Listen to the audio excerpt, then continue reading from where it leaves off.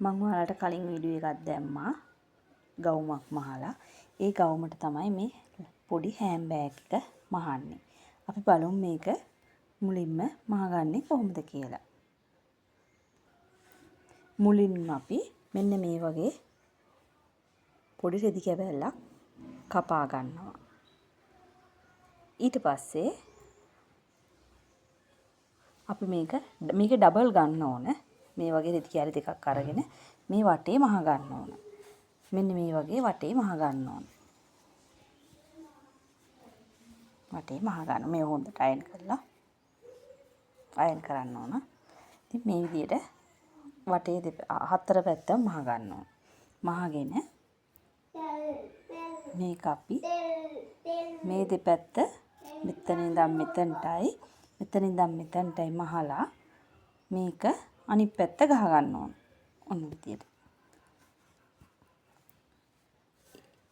එහෙම මේව හදාගෙන ඊට පස්සේ මෙන්න මේ මල ඉතින් තියලා මහ ගන්න. බලන්න ගම් අලවන ගම් රෙදි අලවන ගම් තියෙනවනම් ඒවෙන් අලව ගන්න. නැත්තම් නැති අය මහ ගන්න. මම ඔයාලට කලින් වීඩියෝ එකේ මේ ලස්සන මල හදන විදිය කියලා දුන්නා. ඒ විදියට කොටු රෙදි කැබලි 3ක් කපලා දෙකට නවලා ආයෙත් නැවත දෙකට නවලා ලස්සනට මල හදා එක පෙත්තක් හදාගෙන ඒයින් පෙති 3ක් අරගෙන තමයි මේ මල හදාගන්නේ. ඒයින් මල් 3ක් අරගෙන මෙහෙම කැමති අය අලව ගන්න. නැතිනම් එහා පැත්තෙන් මහ ගත්තත් කමක් නැහැ.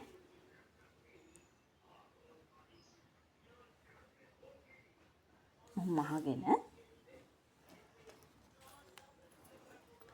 මේ වගේ ඔයාලා කැමති නම් මෙහෙම මේ චේන් එකක් අරගෙන දාගත්තත් කමක් නැහැ. චේන් එකක් කියන්නේ පරණ මේ ওই බෑග් හෑම් බෑග් එකක් තමයි මම නම් ගත්තේ. ඔයාලට එහෙම නැත්නම් ඉතින් මේ වගේ රෙදි මෙහෙම රෙද්දක් අරගෙන මේක කපලා මෙහෙම නවල මහලා මේ වටේ මහලා අනිත් පැත්ත ගහලා පටියක් වලට මෙහෙම හදා ගන්නත් පුළුවන්. ඉතින් මම මේ ලස්සන හෑම් බෑග් හදාගත්තේ අපිට වෙඩින් එකක් තියෙනවා ඒකට යන්න.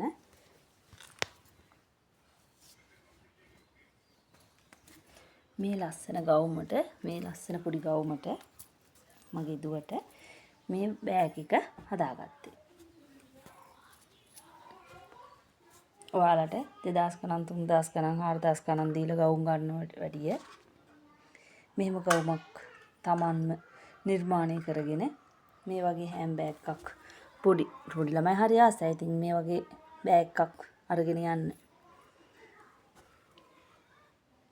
හදා ගන්න පුළුවන්. ඉතින් ඔයාලට සුබ දවසක්. මම තව දවසකින් දෙකකින් වීඩියෝ එකක් කරනවා. ඔයාලට ලේසියෙම කොට්ටු ප්‍රියක් මහන විදිය. ඉතින් අපි මේ වීඩියෝ එකෙන් නැවත හමු වෙමු. ඔබට සුබ දවසක්.